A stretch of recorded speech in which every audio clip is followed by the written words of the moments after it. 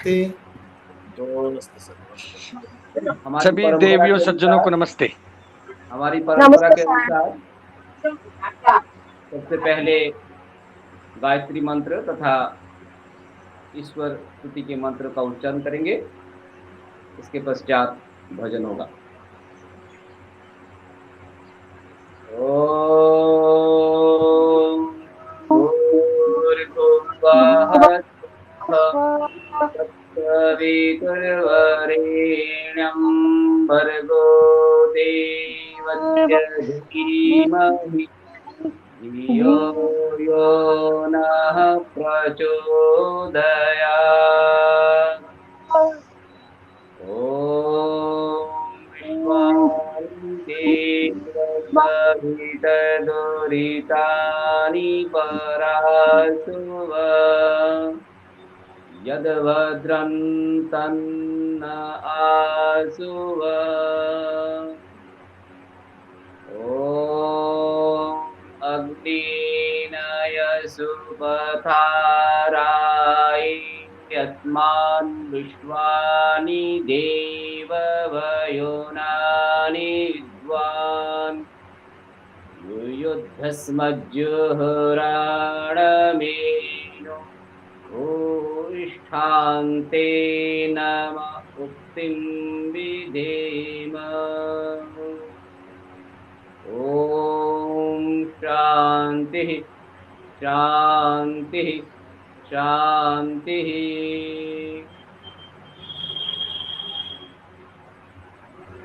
तो आज के इस वेबिनार में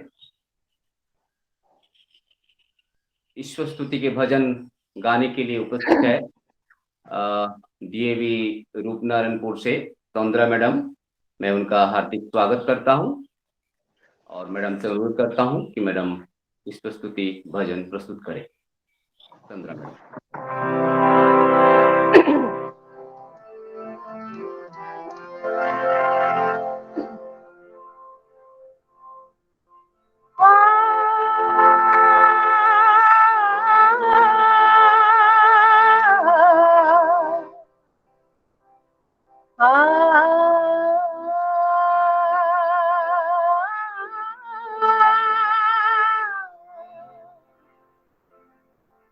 मन ही मंदिर मन ही पूजा,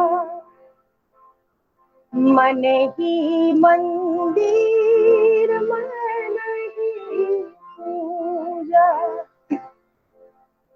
मन ही मंदिर मन ही पूजा, मन का बड़ा है ईमान रे पगले, मन में बसा ओम नाम रे पगले, मन में बसा ओम नाम।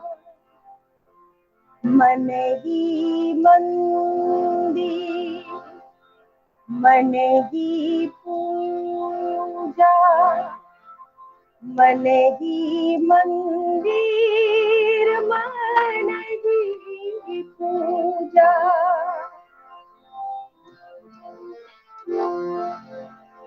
कर ले तू अपने मन को चंगा, मन ही जमुना मन ही गंगा, कर ले तू अपनी मन को चंगा, मन ही जमुना मन ही गंगा, कर इसमें स्नान रे पगले, मन में बसा ओम नाम रे पगले, मन में बसा ओम नाम।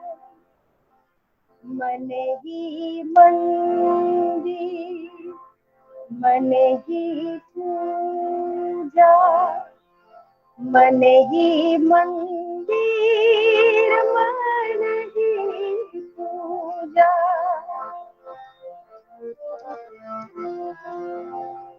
ढूंढता जिसको है तू बन में, ढूंढू से तू अपने मन में, ढूंढता जिसको है तू बन में, ढूंढू से तू अपने मन में, बनता क्यों नादान रे पागले, बनता क्यों नादान रे पागले, मन में बसा भगवान रे पागले, मन में बसा भगवान, मन ही मंदिर मन ही पूजा, मन का बड़ा ईमान रे पगले, मन में बसाओ नाम रे पगले, मन में बसाओ नाम। बहुत सुंदर मैडम, बहुत ही सुंदर भजन था। बहुत सुंदर मैडम। मैडम आपका भजन हमें एकदम मंत्रमुग्ध कर दिया है, बहुत सुंदर। और विशेष धन्यवाद मैडम को, क्योंकि आपका तबीयत ठीक नहीं है जैसे सदस्य से पता चला, फिर भी आपने इतना बढ़िया इतना सुंदर भजन गाया। आपको पुनः धन्यवाद मैडम, बहुत बहुत धन्यवाद।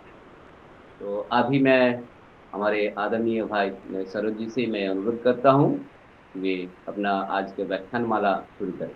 आदरणीय सरोज जी। धन्यवाद प्रणव जी। ओ शं नो मित्रः शं वरुणः शं नो भवत्वर्यमा शं नो इन्द्रः बृहस्पति शं नो विष्णुरुक्रमः।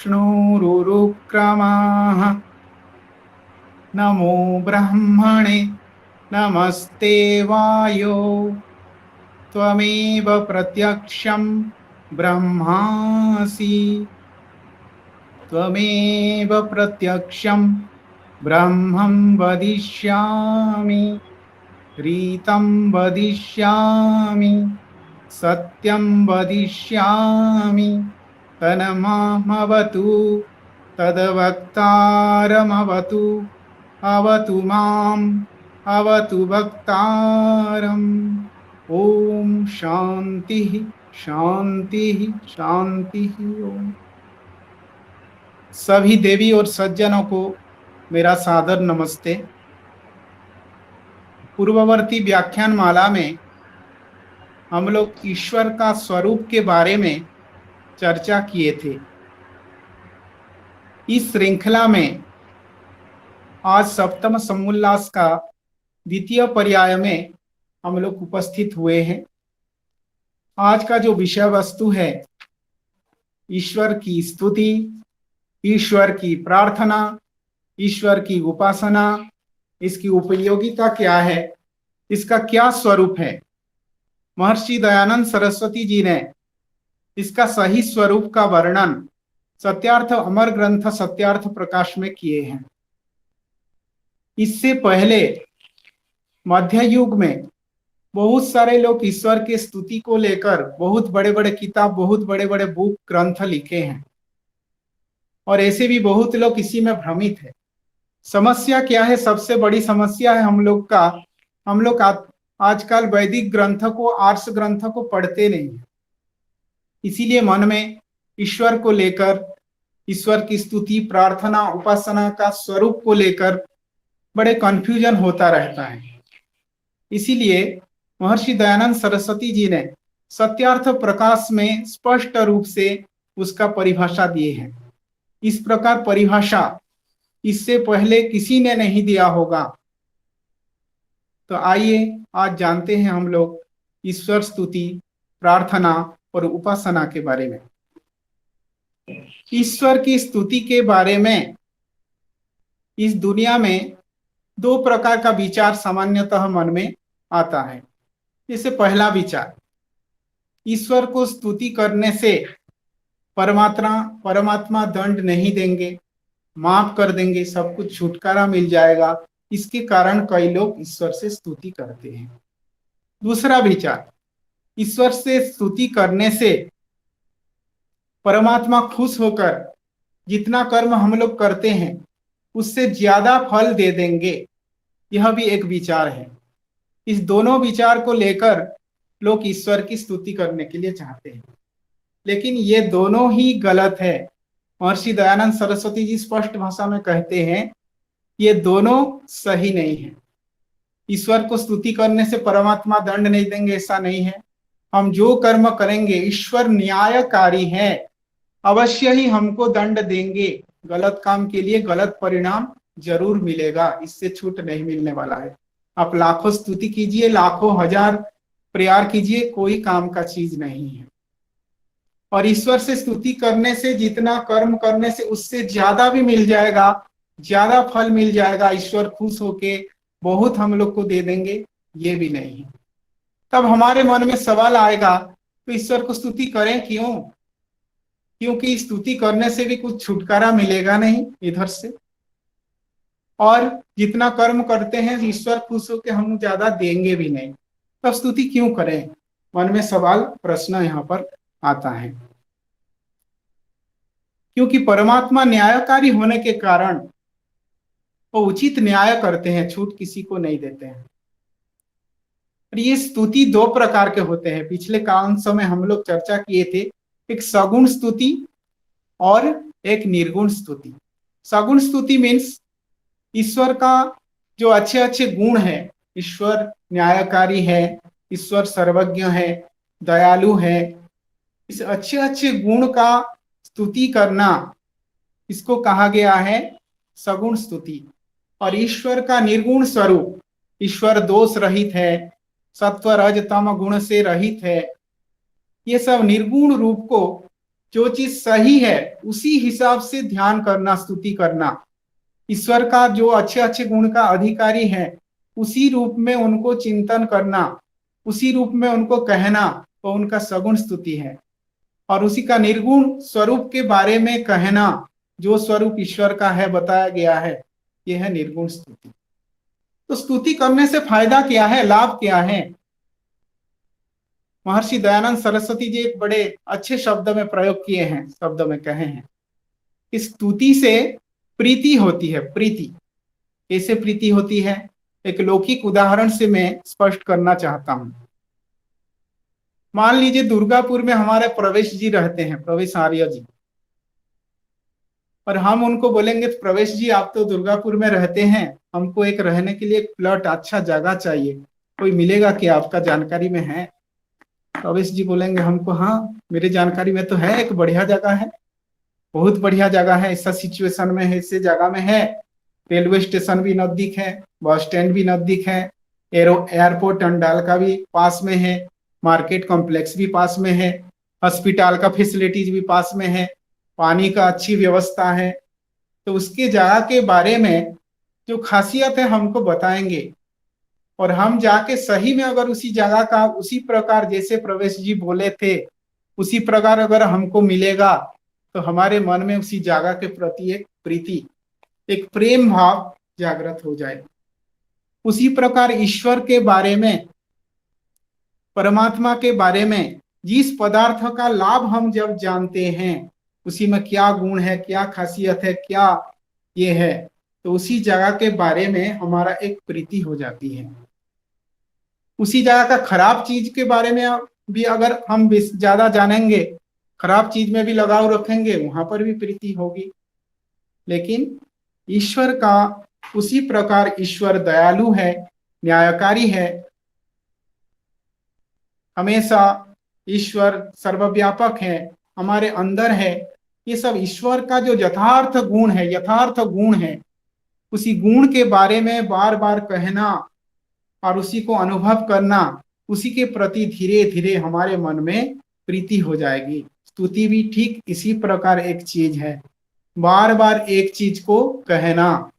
स्तुति हमेशा सत्य कथन को ही स्तुति कहा जाता है, कोई झूठ के पर नहीं। प्रवेश जी बढ़ा चढ़ा के बोल देंगे ये जगह ऐसा है, जाके देखेंगे वैसा है नहीं, तब उसी जगह के बारे में हमारे प्रीति नहीं होगी। इसीलिए स्तुति हमेशा सत्य कथन के पर ही आधारित है। स्तुति तो बार बार कहेंगे तो परमात्मा के प्रति प्रीति होगी। स्तुति सिर्फ एक शब्दार्थ नहीं, किसी ने एक लिख दिया उसी को पढ़ दिए, स्तुति को पढ़ दिए, तो उसी स्तुति एक शब्दार्थ नहीं है। शब्द का अर्थ को, अक्षरिक अर्थ को समझकर काम में लगाना ये स्तुति है। संसार को आने से पहले परमात्मा को हम सर्वरक्षक, हे परमात्मा आप सर्वरक्षक हो, हे परमात्मा आप सर्वरक्षक हो, ऐसे स्तुति करते हैं लोग, पर एक बकरी को भी काट देते हैं। क्या परमात्मा सिर्फ आपका ही रक्षा करेंगे? उसी बकरी के लिए कुछ नहीं, बकरी को मार देंगे और बोलेंगे परमात्मा हमको रक्षा करे, रक्षा करे। तो परमात्मा का एक संतान का जब हम रक्षा नहीं कर पा रहे हैं तो परमात्मा हमको क्या रक्षा करेंगे? उस स्तुति से क्या फालतू है? इसीलिए महर्षि दयानंद सरस्वती जी स्पष्ट भाषा में कहते हैं, भाण के तरह स्तुति करना एक व्यर्थ स्तुति है, ये स्तुति नहीं है। लोग कहते हैं जप करो जप करो जप करो, तो जप का क्या है? जप कैसे करेंगे? तद जप तदर्थम भावनम, उसी जप को उसी अर्थ में, उसी यथार्थ रूप में पाना ही जप है, स्तुति है। इसीलिए सिर्फ स्तुति करने से नहीं होता है, स्तुति करने से पहले उसी को आचरण में लाना। ईश्वर के अंदर जो अच्छे अच्छे गुण है, ईश्वर दयालु है, हे ईश्वर आप दयालु है, हे ईश्वर आप दयालु है, ऐसे बोलने से नहीं। ईश्वर जैसे दयालु गुण हमारे अंदर भी आए, उसी के लिए स्तुति करना, उसी के लिए अपने आप को प्रिपेयर करना। मैं जो स्तुति कर रहा हूं वो स्तुति मेरे अंदर भी उसी भावना आए, एक संस्कार पैदा हो, इसीलिए हम लोग ईश्वर से स्तुति करते हैं। तो उसी प्रकार परमात्मा के गुण और कर्म के अनुसार अपने गुण और कर्म को सुधारना ही स्तुति है। तो इसी प्रकार स्तुति से क्या होती है? आत्मबल देती है स्तुति, आत्मबल, सेल्फ कॉन्फिडेंस बढ़ता है। आजकल तो मेरे लिए कौन क्या करेगा, हम लोग यही चाहते हैं, स्वार्थ की भावना, परंतु परमात्मा अपने लिए नहीं सबके लिए चाहते हैं। परमात्मा अन्याय करने का, परमात्मा अन्याय करने का गारंटी नहीं देते, परंतु जीवात्मा न्याय करने का कोई गारंटी नहीं। इसीलिए भोग का संस्कार हटाने के लिए स्तुति बार बार करना चाहिए। स्तुति करेंगे तब, जैसे कि हमारे कपड़ा मैला हो जाता है तो डिटर्जेंट पाउडर से हम लोग धोते हैं, अगर डिटर्जेंट पाउडर से नहीं धुले तब हमारे डिटर्जेंट पाउडर से साफ करने का कोई मतलब नहीं है। हमारा स्तुति प्रार्थना से अगर हम स्वच्छ नहीं हुए, जिस प्रकार हम बोले हे ईश्वर आप न्यायकारी है, ओम न्यायकारी, ओम न्यायकारी 4 बार जप करेंगे, और जब हम ही अन्याय करेंगे और न्यायकारी न्यायकारी बोलते रहेंगे तो उस स्तुति का कुछ भी मतलब नहीं है, व्यर्थ है। तो उसी प्रकार हम जब किसी भी अन्याय नहीं करने जाएंगे तब हमारे स्तुति की एक यथार्थता रहेगी। स्तुति करने से एक मोरल ब्रेक, एक नैतिक रोधक, जब गलत करने जाएंगे किसी के साथ, अगर हम प्रेयर डेली कर रहे हैं न्यायकारी न्यायकारी ईश्वर दयालु, इस गुण को, अच्छे गुण को अगर स्तुति कर रहे हैं हम, तब हम भी दयालु बने, हे ईश्वर मैं भी दयालु बनूं। इसीलिए जब गलत करने जाएंगे तब हमारे मन में एक मोरल ब्रेक, नैतिक रोधक, माने थोड़ा सा सोचना पड़ेगा जब मैं अभी क्या अन्याय करने जा रहा हूं, उससे बचने के लिए एक मोरल ब्रेक चाहिए। इसीलिए महर्षि दयानंद सरस्वती जी इसीलिए स्तुति के बारे में बोले हैं। उसके बाद हम प्रार्थना के बारे में थोड़ा सा जानेंगे। प्रार्थना, प्रार्थना शब्द का अर्थ है प्रार्थना, प्र उपसर्ग पूर्वकम प्रार्थना, अर्थना। प्र शब्द का अर्थ है प्रकर्ष, उत्कृष्ट, प्रकर्षेण अर्थना, अर्थात ये प्र उपसर्ग से ही प्रार्थना का स्पष्ट परिभाषा यहाँ महर्षि दयानंद सरस्वती जी सत्यार्थ प्रकाश में दिए हैं। प्रार्थना का बहुत लोग इसका अर्थ जानते नहीं है, प्रार्थना करते रहते हैं।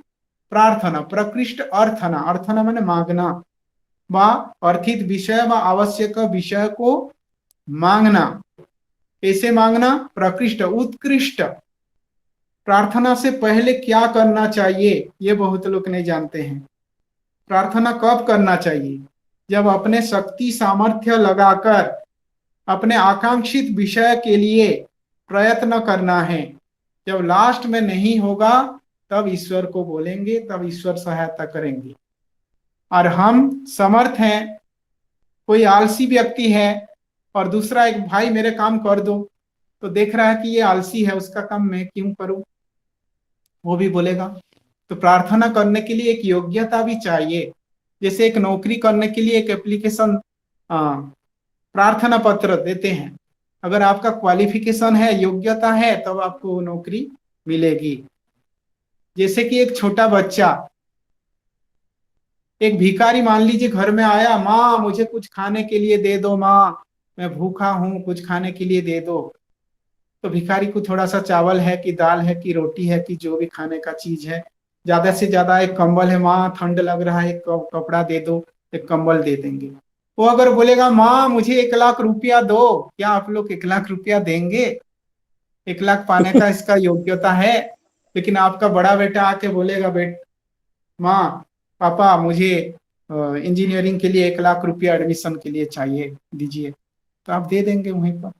लेकिन आपका छोटा बेटा बोलेगा, माँ आप बड़े बेटा को 1 लाख दे दिए, मैं चॉकलेट खाऊंगा, मुझे भी 1 लाख रुपया दीजिए, क्या 1 लाख रुपया आप देंगे? नहीं देंगे। तो प्रार्थना करने के लिए भी एक योग्यता की आवश्यकता है। एक प्रार्थना करने के लिए भी योग्यता का आवश्यकता है। तो इसीलिए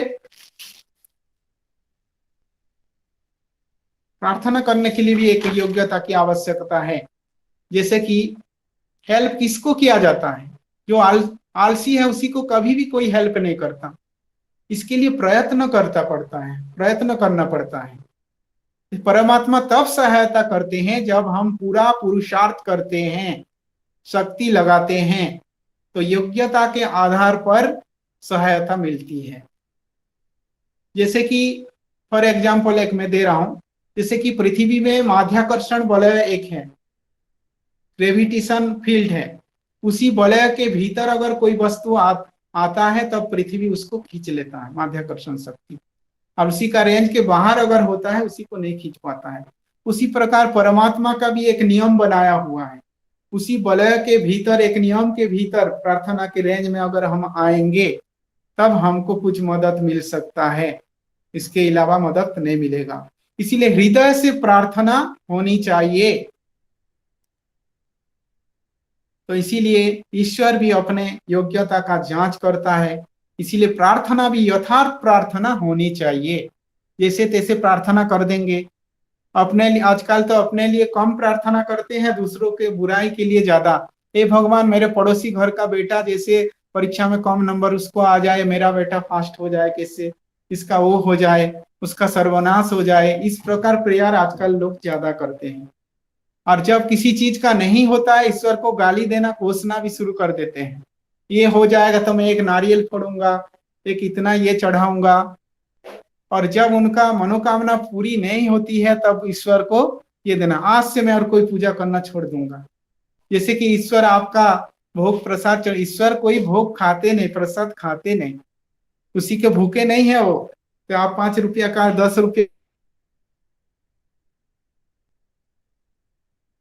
होगा। इसके लिए प्रार्थना मतलब आपको पुरुषार्थ पूर्वक प्रार्थना, महर्षि दयानंद सरस्वती जी कहते हैं कि पुरुषार्थ पूर्वक प्रार्थना करना है। आप पहले पुरुषार्थ करें, उसके बाद भगवान आपको सहायता करेंगे। इसीलिए तर्क आधारित परिभाषा यहाँ पर महर्षि दयानंद सरस्वती जी यथार्थ परिभाषा, पुरुषार्थ पूर्वक प्रार्थना, पुरुषार्थ पूर्वक प्रार्थना करना है। गलत प्रार्थना करेंगे तो नहीं होगा, गलत स्तुति करेंगे तो नहीं होगा। परमात्मा का गुण कर्म के अनुसार अपने गुण ये करना है, इसी प्रकार प्रार्थना करना है। प्रार्थना से पहले हमको प्रयत्न करना, पुरुषार्थ करना, मेहनत करना, तब होगा प्रार्थना का। तो आइए आज हम सत्यार्थ प्रकाश का जानते हैं। आज ऋषि ने प्रार्थना के बारे में क्या कहते हैं। पहला यजुर्वेद का 32वां नंबर मंत्र में हम लोग ये हवन में भी पढ़ते हैं, सबको याद होगा, यं मेधं देवगणः पितरश्च उपासते तया मामद्य मेधायग्ने मेधाविनं कुरु स्वाहा। इस मंत्र से प्रार्थना किया जा रहा है, हे अग्नि, स्वप्रकाश स्वरूप परमेश्वर, आप स्वकृपा से जिस बुद्धि की विद्वान ज्ञानी और योगी लोग उपासना करते हैं, उसी बुद्धि से युक्त हमको सभी वर्तमान समय में बुद्धिमान कीजिए। हमको बुद्धिमान, बुद्धि पूर्वक प्रार्थना इसीलिए कहा गया है। महर्षि दयानंद सरस्वती जी बोले कि बुद्धि पूर्वक यथार्थ योग्यता के अनुसार प्रार्थना करना। इसी प्रकार, और प्रार्थना सिर्फ करने से नहीं होगा, किसी में लिखा हुआ है उसी को पढ़ जाएंगे और उसी को कुछ अमल नहीं करेंगे तो प्रार्थना का भी कोई महत्व नहीं रह जाएगा।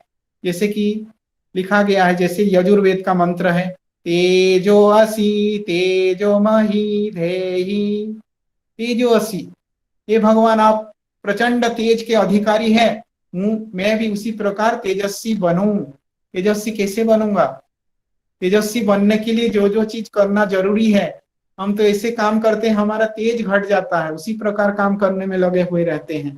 कैसे होगा? जब प्रार्थना करेंगे प्रकृष्ट अर्थना, यानी कि उसके लिए हमको मेहनत भी करना है, प्रयत्न करना है, कोशिश करना है कि मैं कैसे तेजस्वी बनूं। उसी प्रकार वीर्यमसि वीर्यमहि धेहि, यजुर्वेद का मंत्र है, 11वां अध्याय का मंत्र है, 9 नंबर मंत्र में ये लिखा हुआ है, ये हे ईश्वर, आप जैसे पराक्रम युक्त हैं उसी प्रकार मुझे भी उसी प्रकार पराक्रम मेरे शरीर में भी भर दो। तो पराक्रमी बनने के लिए जो जो चाहिए, जो जो पुरुषार्थ चाहिए, ये पुरुषार्थ हमको करना है, तब प्रेयर करने का एक यथार्थता होगी। उसी प्रकार प्रार्थना, बलमसि बलमहि देहि, आप बहुत बलवान है, शक्तिशाली है ईश्वर, मेरे शरीर में मत भी बल बना रहे, मैं भी बलवान बनूं, बलवान बल के अधिकारी बनूं। इस प्रकार प्रार्थना। ओजो असि ओजमहि धेहि, आप भी ओजस्वी है, उसी प्रकार ओज गुण मेरे शरीर के अंदर भी प्राप्त हो। तो ओजस्वी बनने के लिए जो जो पुरुषार्थ करना है वही पुरुषार्थ मैं करूं, उसके लिए मेहनत करूं। मन्युरसि मन्युमहि देहि धेहि, तो आप भी सामर्थ्य युक्त है, मुझके भी पूरा सामर्थ्य दीजिए। आप दुष्ट काम और दुष्ट क्रोधकारी है, मुझको भी वैसा ही कीजिए। क्रोधकारी, आप जिस प्रकार गलत चीज के लिए क्रोध करते हैं, उसी प्रकार मैं भी किसी गलत चीज को ऊपर मुझे भी क्रोध भावना आए, मतलब उससे मैं विमुख हो जाऊं, अच्छे काम के लिए मैं नियुक्त हूं। इस प्रकार भावना। सहो असि सहो महि धेहि, हे ईश्वर आप सहनशील है, मैं भी इस प्रकार सहनशील बनूं। सिर्फ सहो महि धेहि, सहो असी, हे ईश्वर आप सहनशील है, इसे बोलने से नहीं होगा, तो उसी को बार बार प्रार्थना करना। सहो महि धेहि, आप जिस प्रकार सहनशील है ईश्वर, उसी प्रकार सहनशील गुण मेरे शरीर के अंदर भी आप भर दे। हम लोग बातों बातों में इरिटेट हो जाते हैं, अगर इस प्रार्थना को अगर हम बार बार करेंगे, ईश्वर आप जैसे सहनशील है, मैं भी सहनशील बनूं, मेरे शरीर में मुझे भी सहनशील बना दे। इस प्रकार प्रार्थना सच्चे हृदय से, सच्चे दिल से अगर करेंगे, तब हम जब इरिटेट होने के समय में याद आ जाएगा मेरा ये प्रार्थना, सहो असी, सहन करना है, धीरज पेशेंस रखना है। पेशेंस खो बैठते हैं बहुत लोग और इरिटेट होके बहुत उल्टा सीधा गलत काम कर देते हैं। इसीलिए यहाँ पर प्रार्थना में कहा गया है सहो महि धेहि, तो मुझे भी सहनशील बनाइए। इस प्रकार उसके बाद यजुर्वेद का 34वां अध्याय का 1 नंबर मंत्र से 6 नंबर मंत्र तक शिव संकल्प सूक्त जिसको बोलते हैं, इसका व्याख्यान महर्षि दयानंद सरस्वती जी सत्यार्थ प्रकाश में किए हैं, जो कि मन के बारे में है। गुरुकुल में हम इसको रात्रि शयन कालीन प्रार्थना के रूप में करते थे। इस बार वैदिक गेम में इसका कंपटीशन भी था ये करके। ओम यजाग्रतो दूरमुदेति दैवं तदुसुतस्य तथैवैति दूरंगमं ज्योतिषं ज्योतिरेकं तन्मे मनः शिवसंकल्पमस्तु। येन कर्मण्यपसो मनीषिणो यज्ञे कृण्वन्तो विदधते कुधीराः यदपूर्वं यक्षमन्तः प्रजानं तन्मे मनः शिवसंकल्पमस्तु। यत्प्रज्ञानमृतचेतो धृतिश्च जज्ञोतिरन्तरमृतं प्रजासु यस्मान्नरिते किञ्चन कर्म क्रियते तन्मे मनः शिवसंकल्पमस्तु। येनेदं भूतं भुवनं भविष्यत्परिगृहीतममृतेन सर्वं येन यच्यस्तायते सप्तभूतं तन्मे मनः शिवसंकल्पमस्तु। यस्मिन् ऋचसामययुगं यस्मिंश्चित् प्रतिष्ठारधन भाविवाराः यस्मिंश्चिदगुं सर्वभूतं प्रजानं तन्मे मनः शिवसंकल्पमस्तु। तुषारतीरस्वानिव मनुष्यन्नेनीयते विसुभिर्वाजिन इव प्रतिष्ठं यदजिरं यवेष्टं तन्मे मनः शिवसंकल्पमस्तु। शिवसंकल्पमस्तु। शिव शिवु कल्याणे। शिव शब्द का अर्थ है कल्याण। कल्याणकारी हो मेरे मन। इस मंत्र में मन के बारे में कहा गया है। कहा जाता है कि mind is faster than wind. मन पवन से गति से भी तीव्र होती है मन की गति। तो यजाग्रत यत जाग्रतः जो मन की जागृत अवस्था में दूर दूर चला जाता है बहुत दूर तक। दैवम दैव युक्त ये मन तद सुप्तस्य तदैव भवति। सुप्तस्य सुप्त अवस्था में शयन अवस्था में सुसुप्ति अवस्था में भी कभी सुप्त हो जाता है नहीं तो दूर चला जाता है। ये मन कंट्रोल होने वाला नहीं है। मन बहुत चंचल है। उसी मन को मेरे मन स्थिर हो दिव्य युक्त हो और कल्याणकारी कार्य में मेरे मन लगे। इस प्रेयर में ये कहा गया है हे भगवान जो मेरा मन जागते हुए भी दूर दूर तक जाता है दिव्य गुण युक्त रहता है और वही सोते हुए भी मेरा मन सुसुप्ति को प्राप्त होता है और स्वप्न में भी दूर दूर जाने के समान व्यवहार करता है। सब प्रकाशों का प्रकाश एक यह मेरा मन शिव संकल्प अर्थात अपने और दूसरों प्राणियों के अर्थ कल्याण का संकल्प करने वाला होना चाहिए। किसी की भी हानि करने की इच्छा युक्त कभी न हो। कभी भी किसी के हानि पहुंचाए इसी प्रकार मेरे मन में कभी भी न आए। इस प्रकार प्रार्थना इस प्रकार शिव संकल्प किया गया। ये सर्वंतर्यामी जिसमें कर्म करने के हारे धैर्य युक्त विद्वान लोग यज्ञ और युद्धादि कर्म करते हैं जो अपूर्व सामर्थ्य युक्त पूजनीय और प्रजा के भीतर रहने वाला है वह मेरा मन धर्म करने की इच्छा युक्त होकर अधर्म कभी भी मेरा मन न करे। धर्म कार्य में हमेशा प्रवृत्त हो मेरे मन। इस प्रकार प्रार्थना सिर्फ प्रार्थना करने से नहीं होगा। अपने मन को कंट्रोल में रखने में उसी दिशा में काम में लगाने में हमको प्रयत्न करना चाहिए। हमको प्रयत्न करना चाहिए। जो उत्कृष्ट ज्ञान और दूसरों को चेतन करने वाला निश्चयात्मक प्रवृत्ति है और जो प्रजाओं में भीतर प्रकाश युक्त नाश रहित है इसके बिना कोई कुछ भी कर्म नहीं कर सकता। वह मेरा मन शुभ गुण की इच्छा करके दुष्ट गुणों से पृथक रहे। दुष्ट गुण से मेरे मन हमेशा पृथक रहे। दुष्ट गुण में लिप्त ना रहे। हे जगदीश्वर इसमें सब योगी लोग इन सब भूत भविष्य वर्तमान व्यवहारों को जानते हैं। नाश रहित जीवात्मा का परमात्मा के साथ मिल के सब प्रकार का त्रिकालज्ञ करता है। इसमें ज्ञान और क्रिया 5 ज्ञानेंद्रिय बुद्धि योग ज्ञान युक्त होकर अविद्यादि क्लेशों को से अलग रहे। ये मन को शांत करने के लिए प्रार्थना है। ईश्वर से प्रार्थना है कि प्रार्थना बार बार करें और उसी दिशा में हम प्रयास करें हमारे मन से शुभ गुण युक्त हो, कल्याणकारी हो, शिव संकल्प युक्त हो, शिव संकल्प हो, इस प्रकार प्रार्थना। उसके बाद महर्षि ने यजुर्वेद का एक मंत्र लिए हैं, जो मंत्र हम प्रतिदिन प्रार्थना में पढ़ते हैं, ईश्वर स्तुति प्रार्थना उपासना मंत्र में लास्ट मंत्र में ओम अग्नेनाय सुपधाराय यस्मात् विश्वानि देववयोनानि विद्वान् यो योध्यस्मज्जुहुराणमेन भूयिष्ठं ते नमः मुक्तिं विधेम।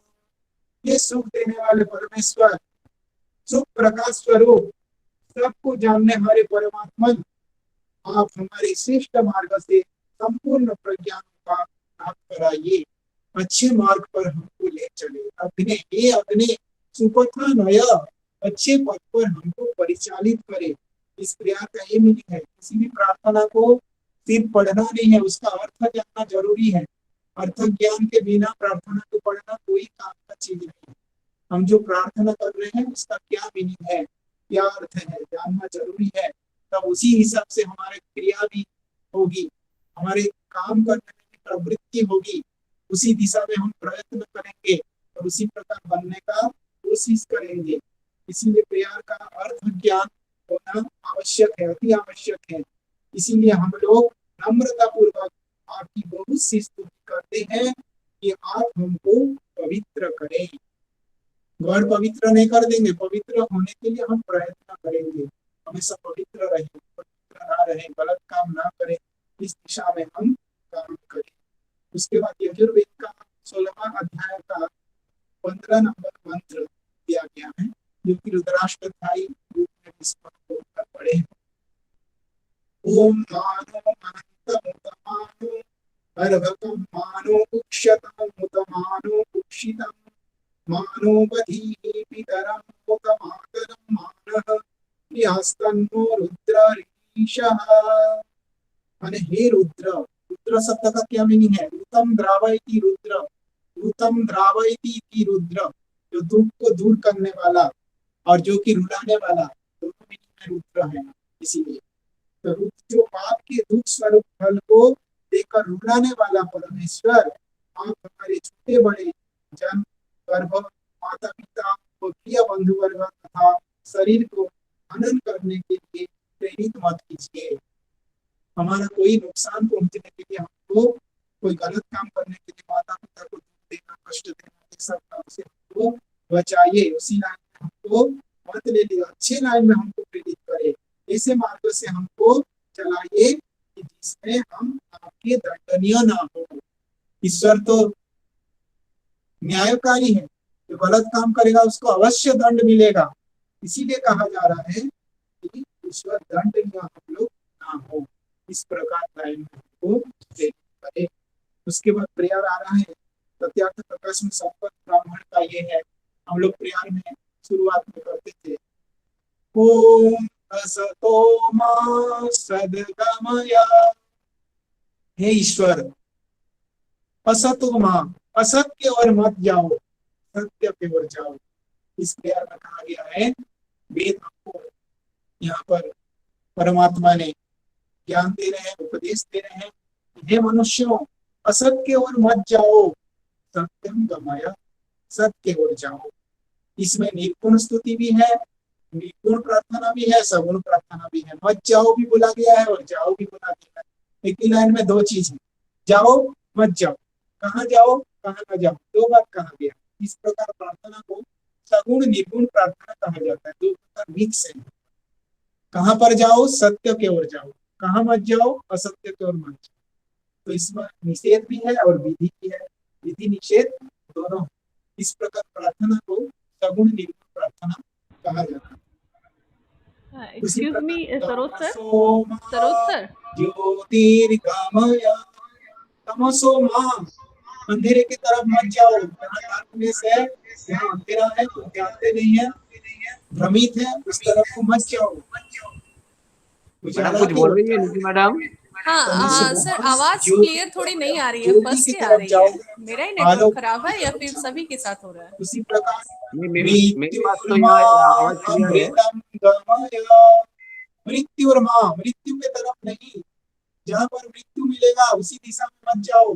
अमृतम, जहाँ पर अमृतत्व प्राप्त करेंगे उसी दिशा में जाना है, जहाँ ईश्वर है, परमात्मा है, जहाँ पर जाकर आपको आनंद ही आनंद मिलेगा, आनंद स्वरूप परमात्मा, उसी दिशा में हमारी गति होना चाहिए, ना कि मृत्यु के तरफ। आज के युवा पीढ़ी तो मृत्यु के तरफ दिशाहीन है, भटक रहे हैं, वैदिक ज्ञान नहीं है, आर्ष ग्रंथ कोई पढ़ते नहीं है, वैदिक विचार सुनेंगे तो उपहास करेंगे। इसी प्रकार स्थिति में आज का गुजरना है, तो इसीलिए कहा गया है तो मृत्युर्मा अमृतम गमय, इस प्रकार।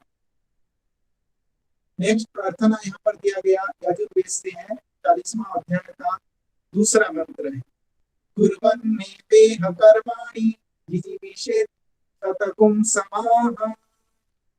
इस मंत्र का अर्थ है, यहाँ उपदेश दे रहे हैं वेद के माध्यम से ऋषि। परमेश्वर आज्ञा देता है कि मनुष्य 100 वर्ष तक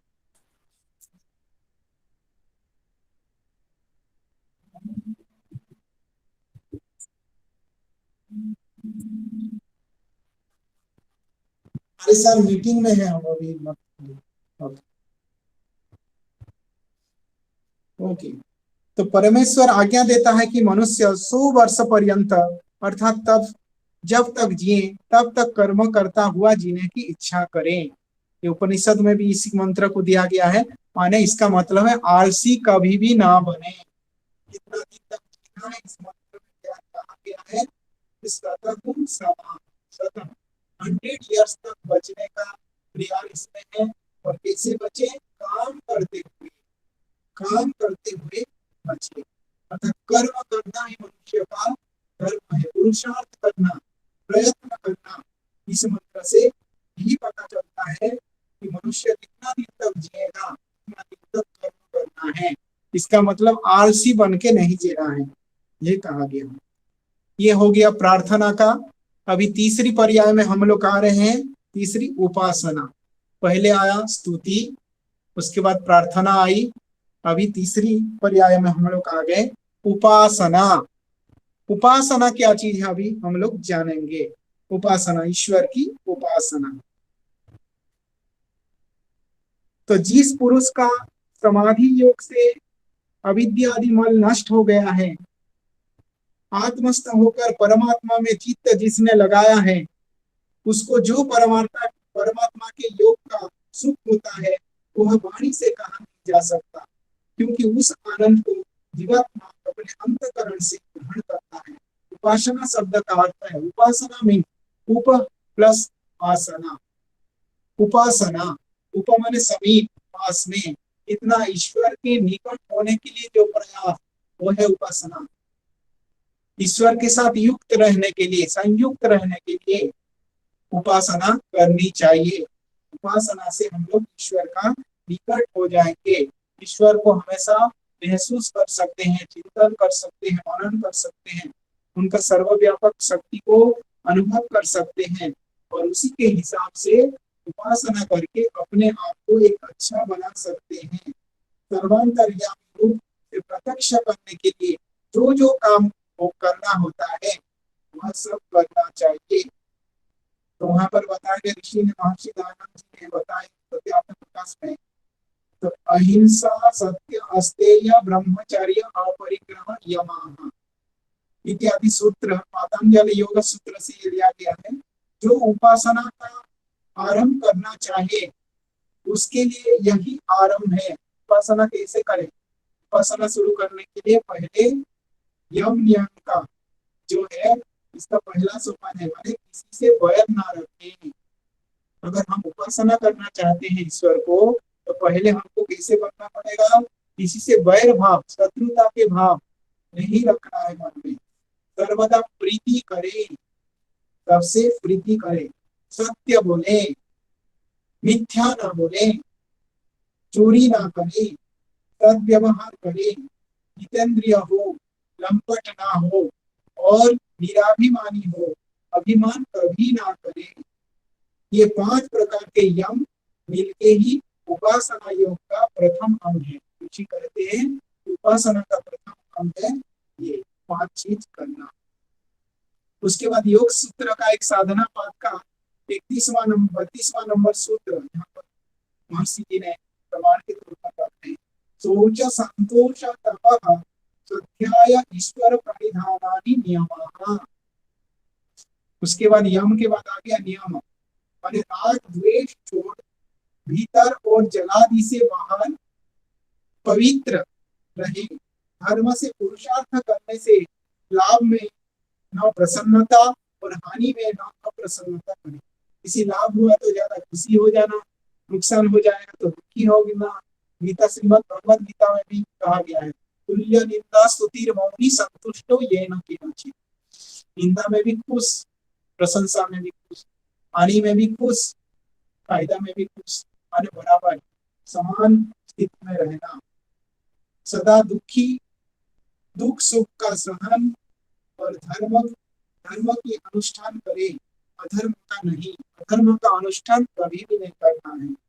सदा सत्य शास्त्रों को पढ़ाए, सत्पुरुष का संग करे। ये सब उपासना की सोपान है। सब किस प्रकार करे? सत्संग करे, अच्छे लोगों के साथ संगति करे। सत्संगति करता है किम न करो पुंसाम, हम लोग पढ़ाते हैं सत्संगति क्या नहीं करती मनुष्य का, सब कुछ करती है। और ओंकार का जप करे, सर्वरक्षक परमात्मा परमपिता का मुख्य नाम ओम, ओंकार जप करे और उसका अर्थ विचार करे। सिर्फ जप करे नहीं, उसको क्यों परमात्मा सर्वरक्षक कैसे? जन्म से लेकर परमात्मा ने सब कुछ व्यवस्था हमारे लिए किए हैं। मातृगर्भ में 260 दिन लगभग शिशु रहता है। कैसे रहता है? परमात्मा ने व्यवस्था करके रखते हैं। एक थैली के भीतर, पानी के भीतर, श्वास प्रश्वास खान पान का सब व्यवस्था, बाहर जन्म ग्रहण होने के बाद भी व्यवस्था, ऑक्सीजन का व्यवस्था, हम लोग ऑक्सीजन खान पान के लिए भोजन, सूर्य किरण, हर एक चीज का व्यवस्था करके परमात्मा रखे हैं। तो ये सब चीज का सर्वरक्षक इसीलिए परमात्मा है, हमारे प्राण का आधार है परमात्मा। इसीलिए उनका जप करें, ओंकार का जप और अर्थ विचार किया करें। अपने आत्मा को परमेश्वर की आज्ञानुकूल समर्पित कर देवे, अपने इच्छा को परमात्मा के अनुकूल समर्पित कर देना, डेडिकेशन कर देना। जो होगा उनके हाथ पर छोड़ देना है, मतलब ज्यादा दुख हमको नहीं होगा। परमात्मा को समर्पित करके अगर कोई कार्य हम करते हैं, परमात्मा न्यायकारी है, क्या हमारे लिए उचित होगा, क्या सही होगा, वो व्यवस्था करके रखते हैं। हम भले ही प्रार्थना करते हैं और मिलता नहीं, ये चीज परमात्मा हमको नहीं दिए। क्यों नहीं दिए? उसका भी कोई एक कारण होगा। खुदा जो करता है भलाई के लिए ही करता है, कहावत है। इसीलिए बाद में हम सोचते हैं अरे ये नहीं हुआ तो अच्छा हुआ, ये होता तो मेरा ये सुविधा हो जाती, तो बाद में हम लोग पछताते हैं। लेकिन ईश्वर सबके लिए सही न्याय करते हैं, न्यायकारी ईश्वर है। इसलिए परमेश्वर की आज्ञा को समर्पित कर देवे। इन 5 प्रकार के नियमों को मिला के उपासना योग का दूसरा अंग इसको कहा गया है। पहला हुआ यम, उसके बाद नियम।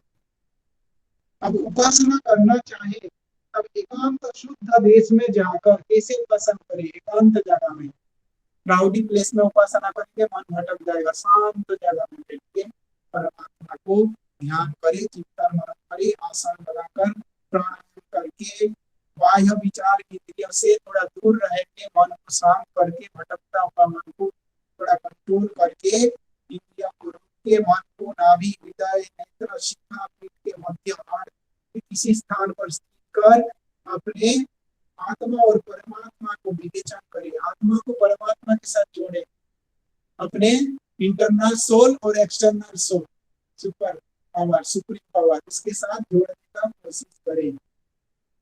परमात्मा में मग्न होकर संयमी हो गए। जब इन साधनों को करता है तब इसका आत्मा और अंतःकरण पवित्र होकर सत्य से भरपूर हो जाता है। अनित्य प्रतिज्ञान विज्ञान बढ़ाकर मुक्ति तक पहुंच जाता है। जो 8 प्रहर में एक घड़ी भर भी इस प्रकार ध्यान करता है, दिन में 8 प्रहर होता है, 24 आवर को अष्ट प्रहर कहा जाता है। अष्ट प्रहर नाम यज्ञ विधान काम में करते हैं, अष्ट प्रहर बोलते हैं। अष्ट प्रहर में एक भी प्रहर अगर इस प्रकार हम कर पाए, परमात्मा से जुड़ने के लिए कोशिश, ध्यान धारणा आसन प्राणायाम ये सब अगर करें, मन को शांत करने की कोशिश करें, तब गुण सर्वज्ञ आदि गुणों के साथ परमेश्वर की उपासना करनी, सगुण और द्वेष, रूप रस गंध स्पर्श आदि गुणों से पृथक अति सूक्ष्म आत्मा के भीतर बाहर व्यापक परमेश्वर में दृढ़ स्थित हो जाता है। निर्गुण उपासना कहती है। निर्गुण ब्रह्मा को ध्यान करना, निर्गुण परमात्मा स्वरूप को अनुभव करना, अपने अंतरात्मा में दिल से प्रार्थना करना, तब इसको कहा जाता है निर्गुण उपासना। निर्गुण तत्व का उपासना करना। इसका क्या फल है, करेंगे तो क्या फल मिलेगा? बिना फल के तो कोई कुछ काम आज करता नहीं है। प्रयोजन अनुदिश्य न मंदोपि प्रवर्तते, संस्कृत में कहावत है, बिना प्रयोजन के मनुष्य कुछ भी काम नहीं करता है। इसीलिए उसका परिणाम क्या है? महर्षि दयानंद जी कहते हैं सत्यात्म प्रकाश में, जैसे शीत से आतुर पुरुष, किसी को अगर ज्यादा ठंड लग रही है, शीत लग रही है, तो अग्नि के पास जाने से शीत निवृत्त हो जाता है। अग्नि के पास अगर हम जाएंगे, ठंडा लग रही तो शीत चला जाएगा। वैसे ही परमेश्वर के समीप उपासना मतलब क्या मैंने बताया, उपासना, ईश्वर के समीप होना। जितना ईश्वर के बारे में सोचेंगे, स्तुति करेंगे, प्रार्थना करेंगे, निकट मन का कोशिश करेंगे, तब क्या होगा? सब दोष जितना भी दोष ये सब छूटकर परमेश्वर का गुण कर्म स्वभाव के सदृश जीवात्मा के गुण कर्म स्वभाव पवित्र हो जाता है और जीवात्मा का ही गुण उसी प्रकार दिशा में चल पड़ता है। यही फायदा है। इसीलिए परमेश्वर की स्तुति, प्रार्थना और उपासना अवश्य ही करनी चाहिए। इससे इसका फल पृथक होगा, परंतु आत्मा का बल इतना बढ़ेगा, सेल्फ कॉन्फिडेंस इतना बढ़ेगा, आत्मबल बढ़ेगा। इससे तो वह पर्वत के समान दुख प्राप्त होने पर भी, पर्वत जैसा, पहाड़ों जैसा दुख ढेर आ जाए, फिर भी सहने का क्षमता हमारे अंदर आ जाएगा। इसीलिए दुख प्राप्त होने पर भी घबराएगा नहीं और सबको सहन कर सकेगा। क्या यह छोटी बात है? और जो परमेश्वर की स्तुति, प्रार्थना और उपासना नहीं करता, जो लोग नहीं करते हैं, वह कृतघ्न है। कृतघ्न किसको कहते हैं? जो कि किया गया उपकार को नहीं मानता। ईश्वर कितना उपकारी है, हमारे लिए क्या क्या किए, प्राणाधार है। जो दिन भर ईश्वर का स्तुति प्रार्थना लोग करते नहीं है, दिन भर टीवी देखते रहते हैं, मोबाइल देखते रहते हैं, 24 घंटा में भी एक बार ईश्वर का संध्या प्रार्थना चिंतन मनन करना तो दूर की बात। जिस टीवी को हम घंटा घंटा देख रहे हैं, टीवी के सामने बैठ के, जो आंख देखने का शक्ति भी हमको किसने दिया? परमेश्वर में दिया, परमात्मा ने। इस आत्मा अगर उसी आंख अगर हमारा खराब हो जाएगा, वो चीज भी नहीं देख पाएंगे। इतना भी हम लोग नहीं जानते हैं। तो इसीलिए हमको कृतज्ञ नहीं होना है, कृतज्ञ बनना है। ईश्वर के पास कृतज्ञ बनना है। और जो परमेश्वर का स्तुति प्रार्थना उपासना नहीं करता, वह कृतज्ञ और महामूर्ख भी होता है। क्योंकि इस परमात्मा ने इस जगत के सब पदार्थ जीवों को सुख के लिए दे रखे हैं। सब चीज सुख के लिए कितना अच्छी व्यवस्था करके रखे हैं। श्वास प्रश्वास लेने के लिए ऑक्सीजन हम ले रहे हैं, व्यवस्था की है। सिर्फ ऑक्सीजन, और पेड़ पौधे अंगारकाम्ल देते हैं, उसी अंगारकाम्ल ऑक्सीजन देते हैं, उसको हम ग्रहण करते हैं। हम जो अंगारकाम्ल छोड़ते हैं, पेड़ उसको ग्रहण करते हैं। इस प्रकार सुंदर व्यवस्था, आदान प्रदान की व्यवस्था, खान पान की व्यवस्था, भोजन की व्यवस्था, पानी की व्यवस्था। हम लोग उल्टा सीधा खा जाते हैं तो दवाई का भी व्यवस्था परमात्मा ने की है। पेड़ पौधे में औषधियां भी, हम अज्ञानी मनुष्य गलती से उल्टा सीधा खा के तबियत भी खराब करते हैं, उसके लिए भी परमात्मा ने व्यवस्था करके रखा है। मेडिसिन का व्यवस्था, अल्टरनेटिव व्यवस्था। तो इतना चीज करने के बाद अगर हम उनको स्तुति नहीं करेंगे, प्रार्थना नहीं करेंगे, उनके साथ जुड़े हुए नहीं रहेंगे, तब उनके साथ मित्रता नहीं करेंगे, तब क्या होगा? उसका गुण भूल जाना, उनका गुण को एहसास, माने उनका एहसान को भूल जाना, ईश्वर को ही न मानना, ये कृतज्ञता है। ऋषि कह रहे हैं, महर्षि दयानंद, ये मूर्खता से कम नहीं है। अभी पूर्व पक्ष से प्रश्न अभी महर्षि जी ने करके उसका सिद्धांत पक्ष भी दे रहे हैं, समाधान भी दे रहे हैं। जब परमेश्वर का स्तोत्र नेत्रादि इंद्रिया नहीं है, फिर यह इंद्रिया का काम कैसे कर सकता है, ये एक प्रश्न। तो उसका उत्तर पक्ष में महर्षि जी कहते हैं, यहाँ पर एक मंत्र श्वेताश्वेतर उपनिषद से लिया गया है। अपाणि पादो जवनो गृहीता पश्यत्य चक्षुः स शृणत्यो कर्णः स वेत्ति विश्वं न च तस्यास्ति वेत्ता तमाहुर्व्यहं पुरुषं पुराणम्।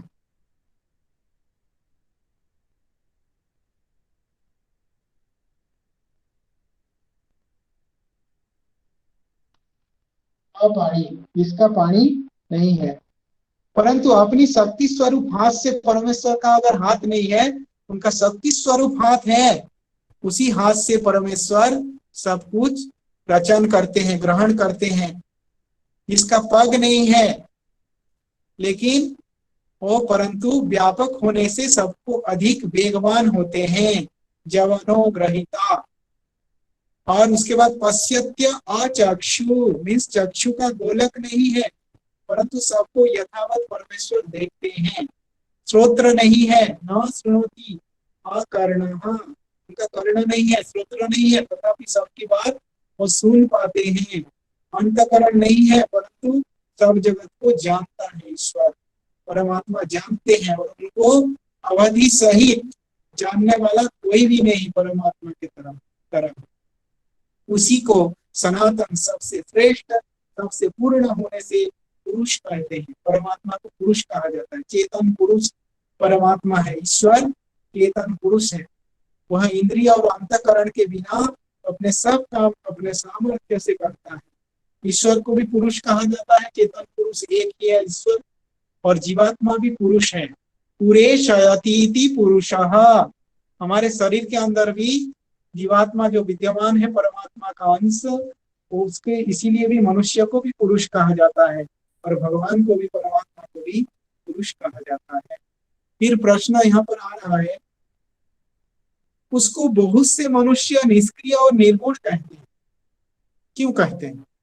उसका उत्तर में ऋषि महर्षि कहते हैं, न तस्य कार्य करणम च विद्यते न तस्मस्, परमात्मा से कोई तद्रूप कार्य और उसका कारण अर्थात साधकतम दूसरा अपेक्षित नहीं है, न कोई उसके तुल्य और न अधिक। उनके समान, परमात्मा के समान कोई, न उससे ज्यादा कोई। तो सर्वोत्तम शक्ति अर्थात जिसमें अनंत ज्ञान, अनंत बल और अनंत क्रिया है, वह स्वाभाविक अर्थात सहज उसमें सुनी जाती है। जो परमेश्वर निष्क्रिय होता है तो जगत की उत्पत्ति स्थिति प्रलय कर नहीं सकता। अगर परमात्मा निष्क्रिय है तो जगत का उत्पत्ति कैसे करते हो? जगत का स्थिति कैसे रहता? इस दुनिया कैसे चलता? इसीलिए वह विभू, तथापि चेतन होने से उसमें क्रिया भी है। चेतन शक्ति है ईश्वर, इसीलिए ईश्वर क्रियावान भी है, उनका वर्क भी है, हम भी करते हैं ईश्वर। फिर प्रश्न यहाँ पर पूछा गया, जब वह क्रिया करता होगा तब अंत वाली क्रिया होती है वह अनंत क्रिया? अनंत है या अंत क्रिया? क्रिया का कोई एंडिंग है या एंडिंग भी नहीं है? तो उसका उत्तर में महर्षि कहते हैं, जितना देश काल में क्रिया करनी उचित समझता है, जहां जहां पर जो काम करना चाहिए, जिस देश में, जिस स्थान में, जिस समय में जो काम करना चाहिए उचित समझते हैं, उतने ही देश काल में क्रिया करते हैं। ना अधिक ना न्यून, ना कम काम करते हैं ईश्वर, ना ज्यादा करते हैं। जहां पर जितना चाहिए उतना ही करते हैं, क्योंकि वह विद्वान है, ईश्वर विद्वान है, बुद्धिमान है। फिर प्रश्न किया गया, परमेश्वर अपना अंत जानता है या नहीं? परमेश्वर अपना अंत को जान पाते हैं कि नहीं जान पाते हैं? जानता है तो अनंत, और जो नहीं जानता है तो पूर्ण ज्ञानी नहीं है। तो उसका उत्तर में महर्षि कहते हैं, परमात्मा पूर्ण ज्ञानी है। पूर्ण ज्ञान परमात्मा के पास है, क्योंकि ज्ञान उसको कहते हैं, ज्ञान का परिभाषा महर्षि यहाँ पर दे रहे हैं, ज्ञान उसको कहते हैं जिसको ज्यों का त्यों पदार्थ जाना जाए। जैसे कि एक पदार्थ है, जैसे कि पृथ्वी है, पृथ्वी गोल, गोलाकार एक चीज है, उसी को गोल के रूप में ही जानना और ज्ञान है। और कोई बोलेगा पृथ्वी स्क्वायर है, कोई बोलेगा ट्रिंगुलर है, तो ये ज्ञान नहीं है। ज्ञान इसी को कहते हैं, जो चीज जैसे है उसी प्रकार से जानना, उसी को ज्ञान कहा जाता है। जब परमेश्वर अनंत है तो उसको अनंत के रूप में ही जानना ही ज्ञान है। और अनंत को शांत और शांत को अनंत, स्व अंत शांत, तो अनंत जानना अज्ञान अर्थात भ्रम कहता है। इसीलिए दर्शन शास्त्र में कहा गया है यथार्थ दर्शनम ज्ञानम। ज्ञान का परिभाषा दिया गया है यथार्थ दर्शन, जो चीज जैसे है उसी प्रकार दर्शन करना ही ज्ञान है। इस प्रकार कहा गया है, जो जैसा पदार्थ है उसको वैसे ही जानना ज्ञान है, उसका उल्टा अज्ञान है। उसके बाद क्लेश कर्म विपाक विपाकाशयेरपाकमुष्टः पुरुष विशेष ईश्वरः। योग सूत्र का समाधिपाद का ये 24वां नंबर सूत्र है। इसमें कहा गया जो अविद्यादि क्लेश कष्ट, कुशल अकुशल, इष्ट अनिष्ट और मित्र फलदायक कर्मों की वासना से रहित है, वासना से परे है, ऊर्ध्व है, वह सब जीवों से विशेष ईश्वर कहलाता है। ईश्वर ईश शासन, ईश्वर मीन्स शासन करता, पालन करता। प्रश्न, चेतन एक है या अनेक है? उत्तर में ईश्वर चेतन एक है और जीव चेतन अनेक है। जीवात्मा के भीतर भी चेतन शक्ति है, मनुष्य के अंदर, पशु पक्षियों के अंदर, हर एक प्राणियों के अंदर भी चेतन शक्ति है, चेता शक्ति है, चैतन्य है। इसीलिए जीव चेतन अनेक है लेकिन ईश्वर चेतन एक है। फिर प्रश्न, ईश्वरा सिद्धे है। सांख्य का एक सूत्र दिया जा रहा है, महर्षि बोले ईश्वरा सिद्धे, हमें प्रत्यक्ष से ईश्वर की सिद्धि नहीं होती। फिर एक प्रश्न किया गया, प्रमाण भाव न तस्य सिद्धि। प्रमाण के अभाव में उसका कोई सिद्धि, प्रत्यक्ष ईश्वर को नहीं देखते हैं इसीलिए इसका कोई सिद्धि नहीं है। फिर एक प्रश्न किया जा रहा है पूर्व पक्ष ने, संबंध भाव न अनुमानम। उसका कोई संबंध, रिलेशन नहीं है, रिलेशन का अभाव है इसीलिए अनुमान करके तो हम नहीं करेंगे कि ईश्वर है व ईश्वर इस प्रकार है। तो उसका उत्तर में महर्षि कह रहे हैं, यह ईश्वर की सिद्धि में प्रत्यक्ष प्रमाण नहीं है और न ईश्वर जगत का उपादान कारण है और पुरुष से विश्लेषण अर्थात सर्वत्र पूर्ण होने से परमात्मा का नाम पुरुष और शरीर में शयन करने से जीवात्मा का नाम पुरुष है। इसीलिए पूरे शयति पुरुषः, क्योंकि इसी प्रकरण में कहा गया है प्रधान शक्ति योग की संज्ञापत्ति ही। यदि पुरुष को प्रधान शक्ति का योग हो तो पुरुष में संज्ञापत्ति हो जाए, अर्थात जैसे प्रकृति सूक्ष्म से मिलकर कार्य रूप में संगत होती है, जैसे परमेश्वर भी स्थूल हो जाए। इसलिए परमेश्वर जगत का उपादान कारण नहीं है, तो निमित्त कारण है। उपादान कारण नहीं है, निमित्त कारण है। जो चेतन से जगत की उत्पत्ति हो तो जैसा परमेश्वर समग्र अस्यंत युक्त, वैसा संसार में भी सर्वेश्वर्य का योग होना चाहिए, सो नहीं है। इसीलिए परमेश्वर जगत का उपादान कारण नहीं है किंतु निमित्त कारण है। अजामेकं लोहित शुक्लं कृष्णं वह्निः प्रजा सुजमानं स्वरूपः। श्वेतर उपनिषद में कहा गया है कि वचन है जो जन्म रहित है। ईश्वर जन्म रहित है, जैसे मनुष्य का जन्म होता है, प्राणियों का जन्म होता है, ईश्वर का जन्म नहीं, अजर अमर है, जन्म रहित है, सत्व रजतम गुण प्रकृति से ऊर्ध्व है, वो ऊपर है। उसका अर्थात प्रकृति परिणामिनी होने से, अवस्थान्तर हो जाने से और पुरुष अपरिणामी होने से यह अवस्थान्तर होकर दूसरे रूप में कभी नहीं प्राप्त होता, सदा कूटस्थ निर्विकार रहता है। जैसे मनुष्य के भीतर विकार आता है, ईश्वर के अंदर कोई विकार नहीं है, विकारी है। प्रकृति सृष्टि में सविकार और प्रलय में निर्विकार रहती है। इसीलिए जो कोई कपिलाचार्य को अनिश्वरवादी कहता है, वही अनिश्वरवादी कपिलाचार्य नहीं। तथा मीमांसा का धर्मी से ईश्वर वैशेषिक और न्याय भी आत्म शब्द से अनिश्वरवादी नहीं, क्योंकि सर्वज्ञानी धर्मयुक्त अतति सर्वत्र व्याप्यति इति आत्मा। आत्मा का परिभाषा यहाँ पर महर्षि कहते हैं अतति सर्वत्र व्याप्नोति इति आत्मा, यानी कि जो सर्वज्ञादि धर्मयुक्त सर्वत्र व्यापक सब जीवों का आत्मा है। इसीलिए मीमांसा दर्शन में वैशेषिक और न्याय में इसको ईश्वर मानते हैं। फिर प्रश्न आ रहा है यहाँ पर, ईश्वर अवतार लेता है या नहीं लेता है? उत्तर में महर्षि कहते हैं नहीं, क्योंकि अज एक पार, यहाँ पर प्रमाण दे रहे हैं महर्षि जी यजुर्वेद से, अज एक पार, यानी कि यह बात वेद विरुद्ध होने से प्रमाण नहीं, किसी भी वेद में नहीं कहा गया है। वेद ईश्वरीय ज्ञान वेद है, वेद में बताया गया, किसी भी जगह में लिखा नहीं है कि ईश्वर शरीर धारण करता है। और ऐसा हो सकता है।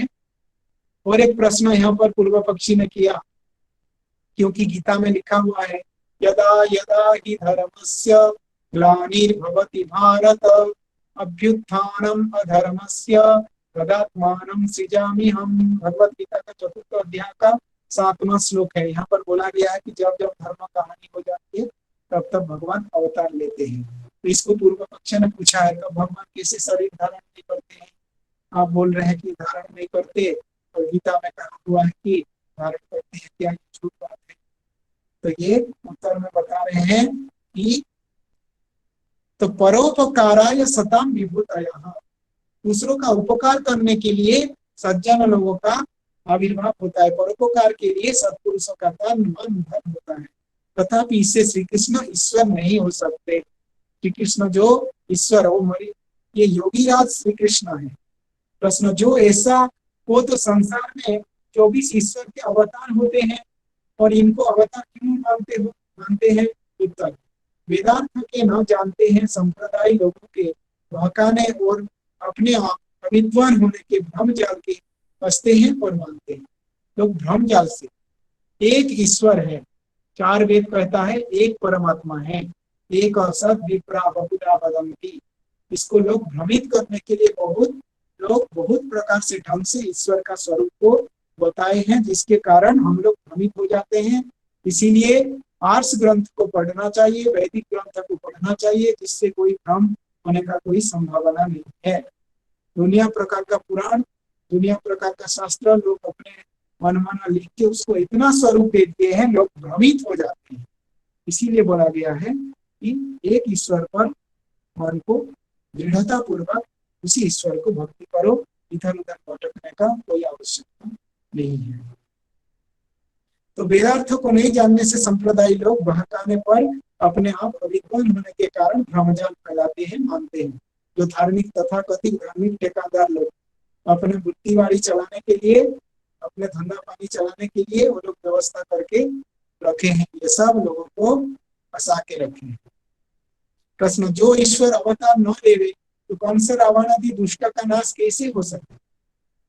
ये प्रश्न, कंस रावण ये सब का नाश कैसे हुआ अगर भगवान अवतार नहीं लिए? तो उसका उत्तर में महर्षि कहते हैं, प्रथम तो जो जन्मा है वह अवश्य मृत्यु को प्राप्त करता है। जो जन्म होता है, जातस्य ही ध्रुवम मृत्यु, गीता में भी कहा गया है, जो जन्म होता है वो मरना सुनिश्चित है। जो ईश्वर अवतार शरीर धारण किए बिना जगत की उत्पत्ति स्थिति प्रलय करता है, उसके सामने कंस और रावण आदि एक कीड़ी के समान भी नहीं। यह सर्वव्यापक होने से कंस रावण आदि का शरीर में भी परिपूर्ण हो रहा है। जब चाहे उसी समय मर्म छेदन कर नाश कर सकता है। इस अनंत गुण कर्म स्वभाव युक्त परमात्मा को एक शूद्र जीव के मानने के लिए जन्म मरण युक्त कहना महामूर्खता का काम है। उसी रावण को चाहे तो 1 सेकेंड में परमात्मा मार सकते हैं, उसके लिए एक शरीर लेके ये करना कोई आवश्यकता नहीं है। और जो कोई कहे कि भक्तों के उद्धार के लिए जन्म लेता है तो भी सत्य नहीं, ये भी सत्य नहीं है, क्योंकि जो भक्तजन ईश्वर की आज्ञानुकूल चलते हैं उनके उद्धार करने का पूरा सामर्थ्य ईश्वर में है। क्या ईश्वर के पृथ्वी सूर्य चंद्रादि जगत का बनाने, धारण और प्रलय करने उनको कर्म से पुत्रोत्पत्ति, कंस रावण आदि का वध और गोवर्धन आदि का उठाना बड़े कर्म है? इससे बड़ा काम है क्या? जो कोई इस सृष्टि से परमेश्वर के कर्मों का विचार करे तो न भूतो न भविष्यति, न भूतो न भविष्यति। ईश्वर के सदृश न कोई हुआ है और न कोई होगा। और युक्ति से भी ईश्वर का जन्म सिद्ध नहीं होता है। जैसे कोई अनंत आकाश को कहे कि गर्भ में आया व मुट्ठी भर में धर लिया, कोई बोलेगा आकाश को पकड़ लूंगा मैं हाथ में, ये जैसे संभव नहीं है, ये भी उसी प्रकार संभव नहीं है। इन प्रश्न किया जा रहे, ईश्वर अपने भक्तों की पाप क्षमा करता है या नहीं? उत्तर महर्षि जी कहते हैं नहीं, क्योंकि जो पाप क्षमा करे तो उसका न्याय नष्ट हो जाए और सब मनुष्य महापापी होता है, क्योंकि उनको पाप करने से उत्साह और निर्भयता हो। जैसे कोई राजा अपराधियों के पाप की क्षमा करे तो अधिक अधिक अपराधी पाप करने लगे, और जो अपराध नहीं करता है वह भी अपराध करने से न डरेगा। इसीलिए सब कर्म का यथावत फल देना ईश्वर का काम है, क्षमा करना नहीं। प्रश्न, जीव स्वतंत्र है या परतंत्र? उसका उत्तर में महर्षि कहते हैं अपने कर्तव्य कर्मों में स्वतंत्र और ईश्वर की व्यवस्था में परतंत्र। इसीलिए व्याकरण, पाणिनि व्याकरण में कहा गया स्वतंत्र कर्ता, सूत्र आता है, कारक प्रकरण में सूत्र आता है। पाणिनि व्याकरण में 8वें अध्याय का पहला अध्याय का 4वां पाद का 2 नंबर सूत्र ये है, स्वतंत्र कर्ता। जो स्वतंत्र अर्थात स्वाधीन है वही करता है। प्रश्न, स्वतंत्र कर्ता किसको कहते हैं? इसको जिसके अधिक शरीर, प्राण, इंद्रिय और अंतःकरण अधिक हो वह स्वतंत्र है। तो स्वतंत्र न हो तो उसको पाप पुण्य का फल प्राप्त कभी नहीं हो सकता, क्योंकि जैसे भृत्य स्वामी और सेनाध्यक्ष की आज्ञा से अथवा प्रेरणा से युद्ध में अनेक पुरुषों को मार के अपराधी नहीं होते, वैसे ही परमेश्वर की प्रेरणा और अधीनता से काम सिद्ध है। तो जीव को पाप व पुण्य न लगे, उस फल का भागी प्रेरक परमेश्वर होवे। स्वर्ग नरक अर्थात सुख दुख की प्राप्ति परमेश्वर को होवे। जैसा किसी मनुष्य के शास्त्र विशेष से किसी को मार डाला तो वह मारने वाला पकड़ा जाता है, दंड पाता है, शास्त्र नहीं, वैसे ही पराधीन जीव पाप पुण्य का भागी नहीं हो सकता। इसलिए अपने सामर्थ्यानुकूल कर्म करने में जीव स्वतंत्र, परंतु जब वह पाप कर चुकता है तब ईश्वर की व्यवस्था में पराधीन होकर पाप भोगता है। इसीलिए कर्म करने में जीव स्वतंत्र और पाप के फल भोगने में परतंत्र है। आज के लिए समय हो गया है, इसीलिए ईश्वर की स्तुति, ईश्वर की प्रार्थना, ईश्वर की उपासना को बार बार करना चाहिए और उसी दिशा में प्रयत्न करना चाहिए। उसी प्रकार को हमारे शरीर के अंदर भी आए, हम भी उसी प्रकार दयालु बने, न्यायकारी बने, अच्छे बने। Be good and do good, अच्छे बने और अच्छे करें। ईश्वर से ये प्रेरणा प्राप्त हो, इसी के लिए हम लोग स्तुति प्रार्थना ईश्वर से युक्त रहेंगे। जितना ईश्वर परमानंद स्वरूप है उतना आनंद प्राप्त करेंगे। ईश्वर से जितना दूर भागेंगे उतना हमको दूर मिलेगा। तो जो लोग सोचता है ईश्वर हमारे लिए दूर है तो उनके लिए ईश्वर सही में दूर है। जो सोचता है ईश्वर नजदीक है मेरा, तो ईश्वर नजदीक है। यही भावना के साथ मेरी बाणी को विराम देता हूँ। बहुत बहुत धन्यवाद सरोज जी, बहुत सुंदर। अभी हम लोग सुन रहे थे ईश्वर स्तुति, प्रार्थना, उपासना की व्याख्या। ईश्वर अवतार लेते हैं, नहीं लेते हैं, आदि बातें हम सुन रहे थे। बहुत अच्छी तरह से सरोज जी व्याख्या कर रहे थे। बहुत बहुत धन्यवाद सरोज जी को। अभी किसी के मन में किसी तरह की कोई प्रश्न है तो पूछ सकते हैं। सभी को भी धन्यवाद सर। बहुत बहुत सुंदर सरोज जी, बहुत सुंदर अपनी व्याख्या की है। सच में सरोज जी ने बहुत अच्छी व्याख्या की है। बहुत बहुत बढ़िया, बहुत सुंदर, बहुत सुंदर। बधाई के पात्र हैं सरोज जी, बधाई के पात्र हैं। एकदम एकदम एकदम सचमुच में। और सभी लोगों के स्वस्थ रहने की ईश्वर से प्रार्थना करते हैं। सभी लोग स्वस्थ रहें महामारी के काल में, स्वस्थ रहें, सुखी रहें। बिल्कुल विस्तार से, बहुत अच्छी प्रकार से, बिल्कुल सरल भाषा में इन्होंने सरोज जी ने प्रवचन दिया और इतना सरल था कि हमारा जो परिवार है वो भी बैठ के सुन रहा था, तो काफी बातें समझ में आ रही थी, बिल्कुल ईश्वर की स्तुति प्रार्थना एकदम उपासना के बारे में। बहुत धन्यवाद बहुत सर। सही। धन्यवाद बहुत- प्रवेश जी, धन्यवाद। थोड़ा सा नेटवर्क का प्रॉब्लम रहा है, पता नहीं मेरे अति यहाँ है अतीव या शोभनम, अतीव शोभनम, अतीव शोभनम। मतलब स्टार्टिंग में तो सर का प्रवचन बिल्कुल ही क्लियर आवाज धन्यवाद आ रही सर, थी, धन्यवाद। लास्ट में मतलब फिर थोड़े समय के बाद ये आवाज में प्रॉब्लम हो रही थी। तो आर्य सर, हाँ हाँ, नहीं आवाज कट रहा था क्या? हाँ, एक्चुअली ना सर, थोड़ा बीच में बहुत एक फोन आ गया ना, एक्चुअली एक फोन आ गया हाँ, तो नहीं, ये दब जाता है साउंड उसके बाद। फिर अगर मैं लेफ्ट होके नहीं ज्वाइन नहीं, करता तो अच्छा ही आता, इसीलिए। मे- आर्य सर, मेरे मैं पास लेफ्ट में। तो सही आ रहा था, मेरे पास कोई प्रॉब्लम नहीं था, जी। पता नहीं आज कोई प्रॉब्लम नहीं हुआ, यहाँ एकदम क्लियर आवाज आ रही थी। जी। यहाँ स्टार्टिंग में आवाज नहीं आई सर मेरे घर पे, बाद में वो फिर नेटवर्क बिल्कुल प्रॉब्लम है, समझ में आ रहा था। जी नेटवर्क जी जी। प्रॉब्लम जहाँ जिस ना तरह की है। एक्चुअली ना बीच में फोन आ गया था, मैं फोन से कर रहा था ना, इसीलिए दब जाता हाँ है। हाँ फोन किसी का आ गया, फिर काट हाँ देने के बाद थोड़ा दब जाता है आवाज। हाँ हाँ, हाँ, इसलिए हो सकता है ऐसा। हो सकता है, हो सकता इसमें एक अगर सुधार किया जा सकता है कि अगर नेटवर्क में प्रॉब्लम हो, अगर आवाज नहीं ठीक से आ रही है, तो कोई एक व्यक्ति जो प्रवचन कर रहे हैं उनको फोन करे ताकि उनको समझ में आ जाए। क्योंकि वो जैसे सर तो मतलब ईयरफोन वगैरह लेकर के नहीं कर रहे थे, डायरेक्ट बोल रहे थे, तो क्या पता है। हमारी आवाज उस तक नहीं जा रही हो। क्योंकि निजू मैम भी बोली, मैं भी बोला, लेकिन शायद हम्म, सर को समझ में बात आई नहीं, तो इसलिए आर्य सर से ये निवेदन है नहीं, कि अगर सर को सुनाई नहीं दिया लग रहा है, क्योंकि हाँ नीतू सुनाई मैडम नहीं एक बार दिया, बोली थी। हाँ सर, सुनाई हाँ नहीं नीतू सुनाई मैडम नहीं दिया। फोन नीतू आने मैडम के एक बार बाद, बोली थी। फोन आने के बाद नीतू दब गया एक्चुअली साउंड में और सुन नहीं नीतू पाया। मैडम जी शायद मतलब है ना, नीतू मैडम की बिल्कुल भी आवाज आपको सुनाई ही नहीं दी, क्योंकि मैं बोली थी वो एक बार। जी जी हम्म, जी जी। शायद कुछ हो गया होगा उसमें डिवाइस ठीक है, में। अगली बार तो ऐसा ही किया इसलिए जाएगा। क्षमा प्रार्थी सर, मैं सुन नहीं पाया इसलिए। ना कि आपका ओके प्रॉब्लम नहीं नहीं नहीं है नहीं सर, तो आपका नेटवर्क का प्रॉब्लम नहीं है, प्रॉब्लम। एक जिसका मैं सर, मेरे पास तो समापार्थी की पूरी बात एकदम नहीं है क्लियर आवाज थी। वो। फोन से जब फोन आया था ना, उसी टाइम शायद कुछ गड़बड़ हो गया होगा उसमें। हाँ, फोन आ गया था, इसी टाइम ही गड़बड़ हो इसलिए गया गड़बड़ आ साउंड। गया। हाँ, उसी में जी गड़बड़ जी हुआ होगा।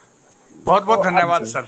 बहुत अगर बहुत नेटवर्क बहुत थैंक का यू धन्यवाद। सर। अगर नेटवर्क का थैंक यू प्रॉब्लम सर। हो, तो एक सजेशन यही था सर कि जिनके पास भी नेटवर्क का प्रॉब्लम हो वो चैट में लिखे, और इसके बाद आर्या सर उनको रिक्वेस्ट कर ले कि एक बार उनको फोन कर लें आप, ताकि ठीक उनको ठीक पता ठीक, चल जाए, कट करके फिर से जुड़े। क्योंकि ओके इतनी ओके, अच्छी तैयारी और अगर सुनाई नहीं पड़े लोगों को तो फिर वो निरर्थक हो जा रहा है, जहां तक मैं समझ रहा हूँ। ठीक है, सुझाव आई बढ़िया है। थिंक मैसेज में लिखना ठीक है। मैसेज में हाँ हाँ, लिखे, एक मतलब जिनको नहीं सुनाई पड़े वो लोग सभी मैसेज में लिखे, और एक व्यक्ति जो बोल रहे हैं आर्य सर उनको फोन कर लें, ताकि उनको फिर नहीं, समझ में आ जाए। फोन करने की समस्या तो फिर वही हो जाएगी। तो क्या पता वो आ, ना ना ना, फोन करने से भी मैं लेफ्ट होके फिर से ज्वाइन करता, तब ठीक आवाज हाँ, आता। फोन करने से लेफ्ट होके लेफ्ट फिर तब से करना ज्वाइन पड़ेगा, करता। लेफ्ट होकर फिर ज्वाइन करना पड़ेगा। बिल्कुल बिल्कुल सर, बिल्कुल। यही तो प्रॉब्लम हो रहा है ना ना। ना, मुझे अगर मैसेज मिलता और चैट बॉक्स में भी अगर कोई लिखता, मैंने देख पाते तब वो। हाँ, चैट बॉक्स में लिखने से काम चल जाता है। हाँ, हाँ, या चैट तो ये बॉक्स में लिखने से सामने में डिस्क्रिप्शन में आ जाता है, ये साउंड नहीं हाँ, आ आ रहा है, जाता तब है। मैं हाँ लेफ्ट हाँ, होके फिर ज्वाइन करता। नहीं लेकिन कभी कोई सामने आ कुछ जाता बोला है। नहीं, इसीलिए मैं भी और कुछ नहीं, पता नहीं चला मुझे। एक्चुअली मेरे पास तो आवाज एकदम क्लियर आ रही थी, प्रॉब्लम तो मैं तो सुन रहा था एकदम क्लियर। जी तो जी मैं इसलिए यहाँ कुछ पर बोला ही हमारे नहीं। पास शुरू में आवाज बिल्कुल सबकी क्लियर थी, हाँ जब की बात की, प्रार्थना की बात की है तो नहीं, समझ में आया। हाँ, इसके बाद बात आवाज मेरे पास भी क्लियर थी इधर वैसे। जी नहीं हो जी। सकता, हम लोग के यहाँ वो नेटवर्क नहीं, इसी नेटवर्क प्रकार प्रॉब्लम है, अगर होगा जहाँ जिस तरह तो के उसी प्रॉब्लम है। चैट बॉक्स में लिख देना चाहिए, साउंड इज नॉट क्लियर, या यस यस, आवाज नहीं बिल्कुल आ रही बिल्कुल है। तब हम लेफ्ट ठीक है, होके बिल्कुल। फिर से ज्वाइन। गूगल मीट का एक हाँ ये हाँ प्रॉब्लम है, स्टूडेंट लोग हाँ, को भी लेफ्ट बीच बीच में होके फिर आवाज से नहीं ज्वाइन मिलता करने है, से ठीक हो तो जाएगा। लेफ्ट होके फिर ज्वाइन करने से फिर पकड़ा आवाज आ जाती है फिर से। नहीं सर, ये और कोई प्रॉब्लम ऐसा है। है ऐप जिसमें क्लियर आवाज आती है? तो हम जूम उसमें ऐप में आता है क्लियर आवाज, तो ठीक है। गूगल भी ठीक है, लेकिन लेफ्ट होके नहीं, फिर ज्वाइन करना है। गूगल ही ठीक है सर, गूगल ही ठीक है। गूगल ठीक है सर, लेकिन हाँ इंफॉर्मेशन दे देना है, चैट बॉक्स में लिख देना है कि साउंड इज नॉट हाँ, कमिंग। ठीक यस, है, बिल्कुल तो बिल्कुल उसी को तो बिल्कुल। पूरा सामने में दिखाई पड़ेगा, उस स्क्रीन में पूरा देखेगा जो साउंड नहीं आ रहा है, हाँ दिख रहा है हाँ, कोई। पता है, तो पता उसके बाद चल जाता लेफ्ट है। होके फिर से 1 मिनट के लिए लेफ्ट हो गए, फिर रीज्वाइन हो गए, हाँ, बस फिर बिल्कुल से बिल्कुल। क्लियर आवाज आ जाएगी। हाँ जी, बिल्कुल बिल्कुल। और जिन्हीं को कोई प्रॉब्लम हो तो पूछ ले भाई, हम ही लोग लगे हुए हैं इस चीज में। जी जी ठीक जी। है सर, ठीक है। Okay sir, thank you. चलिए, बहुत सुंदर हुआ, बहुत बढ़िया, बहुत बहुत धन्यवाद आपको। थैंक यू आपकी सर, तैयारी थैंक यू। बहुत बहुत मतलब अच्छी तैयारी थी, बहुत अच्छे से बताया ओके। आपने। सरोज चलिए सर अभी तो कुछ शांति बात पाठ करते हैं, शांति पाठ करके आज की सभा हम समाप्त करते हैं। जी जी बिल्कुल। जी जी बिल्कुल जी बिल्कुल सर। बिल्कुल। ओम द्यो शांतिरंतरिक्षं शांतिः, पृथिवी शांतिरापः शांतिरोषधयः शांतिः, वनस्पतयः शांतिर्विश्वे देवाः शांतिर्ब्रह्म शांतिः, सर्वं शांति नहीं सर, शांतिरेव बरका तुम कर चुका मैं। शांतिः, कामा शांतिरेव। ओम शांति शांति शांति। सब सभी को